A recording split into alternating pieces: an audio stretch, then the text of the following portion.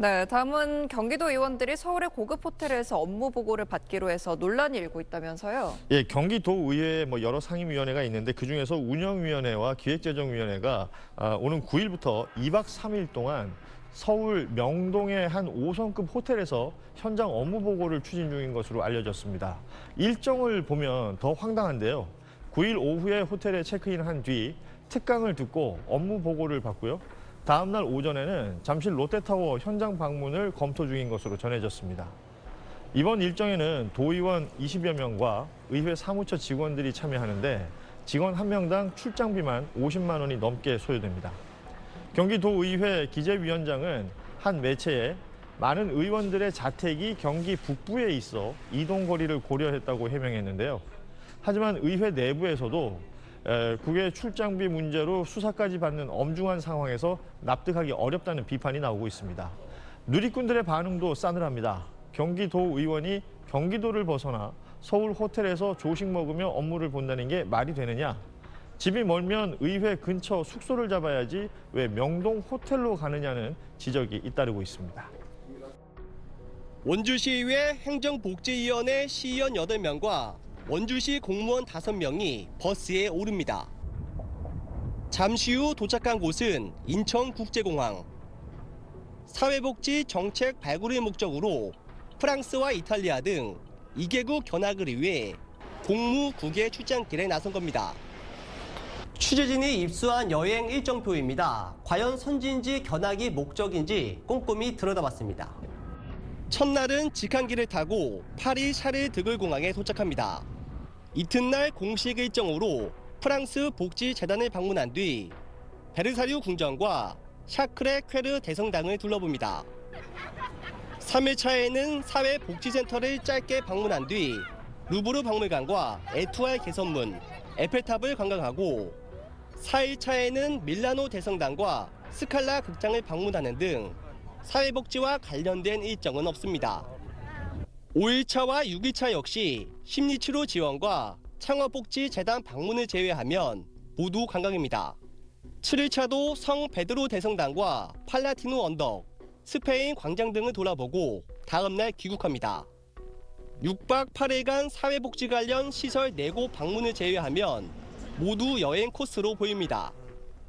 연수를 떠난 건지 여행을 위해 연수를 끼워 넣은 건지 헷갈립니다.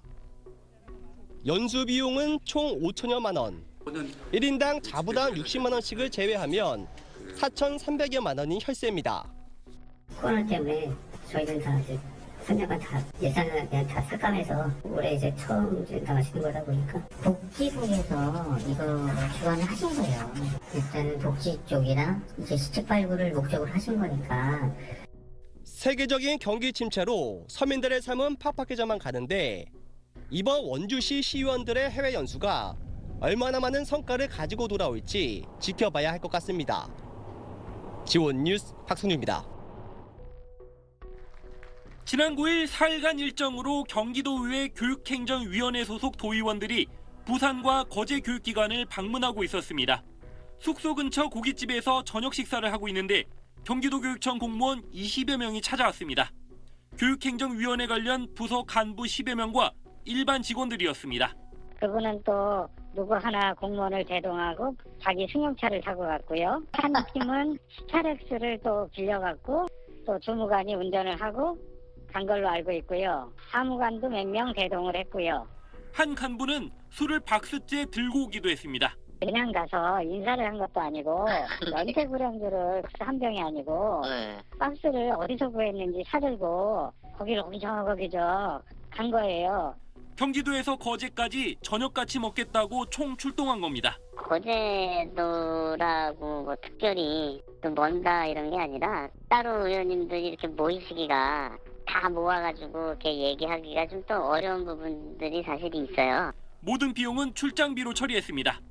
의회 측은 교육청 공무원을 부른 적이 없다고 해명했습니다. 조세고심하겠지만 저희 공문 나가고 한 거 일체 없습니다.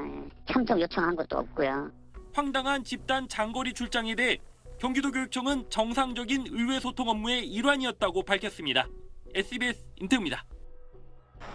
프랑스 출장을 떠났다가 공무와 관련 없는 베르사유 궁전 입장권을 예산으로 구입한 시의회.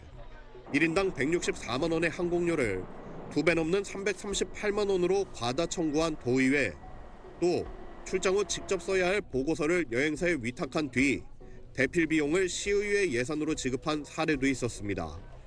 권익위가 최근 3년간 지방의회가 주관한 지방의원 국외 출장 915건을 점검했더니 항공권 위입 편조로 실제 경비보다 부풀린 사례가 전체의 44%인 405건을 차지했고 33건은 외유성 일정이 포함된 걸로 나타났습니다.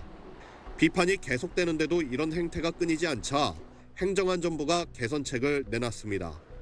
규칙을 개정해 지방의회 국외 출장의 사전 검토와 사후 관리를 강화하겠다는 겁니다. 출장 계획서의 경우 심사위 심사 뒤 사흘 이내에 인터넷 홈페이지에 게시하던 것을 앞으로는 출국 전 45일 이전에 게시해 주민 의견을 받도록 했습니다. 출장 계획서 심사 시 방문 기간과 직원 명단, 비용 등도 함께 들여다보고 계획이 변경되면 재심사를 받도록 절차도 강화했습니다. 출장 후에는 결과보고서 제출에 그치지 않고 출장 결과에 대한 적법성과 적정성 심의도 받도록 했습니다. 심사 결과 징계 사유가 발생한 지방의원은 윤리특별위원회에 회부됩니다. 민간위원과 지방의원이 함께 참여하던 심사위도 민간위원 비율을 높이는 등 독립성을 강화하기로 했습니다. 행안부는 지자체의 여건에 맞는 정책 발굴이라는 당초 목적을 이룰 수 있도록 제도를 개선했다며 모든 지방의회에 권고했다고 밝혔습니다. SBS 윤나라입니다.